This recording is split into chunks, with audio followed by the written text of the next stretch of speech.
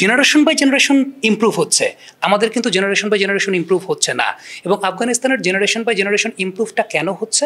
কারণ তাদের domestic structure, তাদের 32টা প্রভিন্সের প্রত্যেকটা জায়গাতে নিজস্ব ঘরোয়া লিগ হয় 3 ফরম্যাটে, তাদের বছরে 7টা ওয়ানডে টুর্নামেন্ট হয়, 3টা টি20 টুর্নামেন্ট হয়, 2টা 4 দিনের ম্যাচের টুর্নামেন্ট হয়, তাদের 3টা হাই পারফরমেন্স সেন্টার আছে, একটা কাবুলে, একটা কান্দাহারে, একটা জালালাবাদে। এবং এই হাই পারফরমেন্স সেন্টারের কনসালটেন্সি করেছেন আমাদের বাংলাদেশের আমিনুল ইসলাম বুলবুল, যিনি আইসিসির গেম ডেভেলপমেন্ট ম্যানেজার ছিলেন। তাদের বেতন কিভাবে হয় জানেন? তাদের বেতন 100-80 পেতে হয়। মানে 100-80 পেতে বলে ধরেন 20 হচ্ছে প্রত্যেকটা ডোমেস্টিক কম্পিটিশনে অংশগ্রহণ করতে পারলে সেটা 20 ইভ্যালুয়েশন, তাদের ডিসিপ্লিন কেমন সেটাতে 20 ইভ্যালুয়েশন, তাদের টেকনিক্যাল আপগ্রেডেশন কেমন হচ্ছে সেখানে 20 ইভ্যালুয়েশন। সো আলটিমেটলি এই 100-80 পেলে দেন সেই প্লেয়ার বেতনের অন্তর্ভুক্ত হচ্ছে। খুব মজার এবং খুবই চমৎকার সিস্টেম। তাদের যে 3টা হাই পারফরমেন্স সেন্টার আছে বলছিলাম, এখানেই তো প্লেয়ারদের টেকনিক্যাল আপগ্রেডেশন হয়। আমাদের বাংলাদেশে কিন্তু কোনো হাই পারফরমেন্স সেন্টারের জায়গা নাই। এবং সেই হাই পারফরমেন্স সেন্টারগুলো কারা কারা দেখেন? ইমরান ফারহাদ দেখেন, এবং সেই সঙ্গে দেখেন হচ্ছে রানা নাবিদুল হাসান। আপনি এক একটা আইসিসি টুর্নামেন্টের আগে তাদের কোচিং প্যানেলটা খেয়াল করে দেখবেন। 23 বিশ্বকাপ ইন্ডিয়াতে অজয় জাদেজা ছিলেন তাদের কোচিং প্যানেলে, 24 টি20 বিশ্বকাপ ছিল ওয়েস্ট ইন্ডিজে, ডোয়াইন ব্র্যাভো ছিলেন সেই জায়গাটায়, 25 চ্যাম্পিয়ন্স ট্রফি পাকিস্তানে ইউনুস খান ছিলেন সেই জায়গাটায়। আপনি মাস্টার প্ল্যানিংটা চিন্তা করছেন? আমরা যেটা ভাবি না যে আফগানিস্তানে ক্রিকেটিং ইনফ্রাস্ট্রাকচার নেই, কথাটা ভুল। আফগানিস্তানের লিস্টে কম্পিটিশন যখন চলে 50,000 দর্শক সেই লিস্টে কম্পিটিশনের খেলা দেখে। আমাদের আইডিয়াই নাই আফগানিস্তানে কি কি আছে।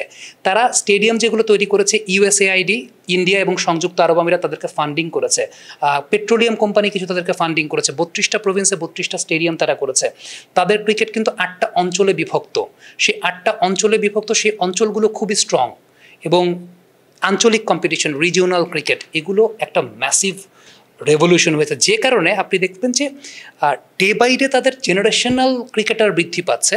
এবং এটাই বোঝা যায় যে আসলে ওই যে জেনারেশন বাই জেনারেশন যদি টাফ প্লেয়ার তৈরি হয়, তাইলে পরে সেই টিম তো আসলে ট্রফি না জিতলেও, ধরেন সাউথ আফ্রিকাও কোনো ট্রফি জিতে নেই একটা চ্যাম্পিয়ন্স ট্রফি ছাড়া, কিন্তু টপ রেটেড ক্রিকেটিং নেশন আপনি তাদেরকে অন্তর্ভুক্ত করতে পারবেন।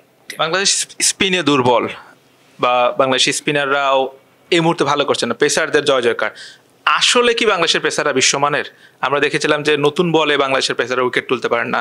মুস্তাফিজুর রহমানের কথা বলে শেষ কয়েকটা আইসিসি ইভেন্টে তার কিন্তু ভালো দলের বিপক্ষে ভালো পারফরমেন্স নেই।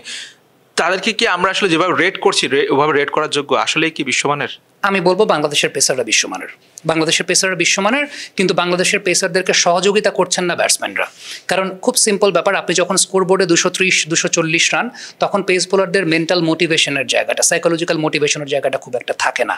এর মধ্যেও তারা যে কাজটা করছেন এখন পর্যন্ত, আমার কাছে মনে হয় তারা খুব ভালো কাজ করছেন। হ্যাঁ, মিড ওভার্সে উইকেট পারচেস করার যে জায়গাটা, যেটা ইবাদত আমাদের জন্য করতেন 2022-23 সালে আমরা দেখেছি, মিড ওভার্সে উইকেট পারচেস করার জায়গাটা আমার মনে হয় নাহিদ রানা যদি একটু হেল্প পেতেন অন্য কোনো বোলারের কাছ থেকে, একটা বোলিং পার্টনারশিপ তৈরি হতো।